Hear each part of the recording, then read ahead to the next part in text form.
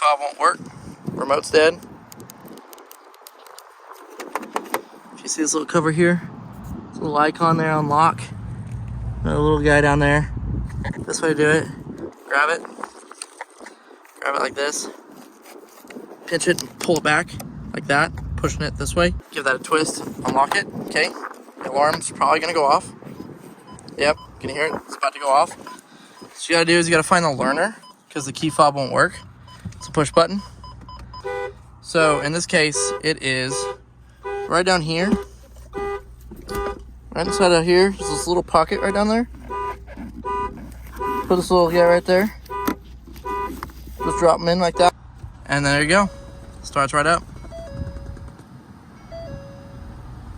Sometimes the learners can be right here inside.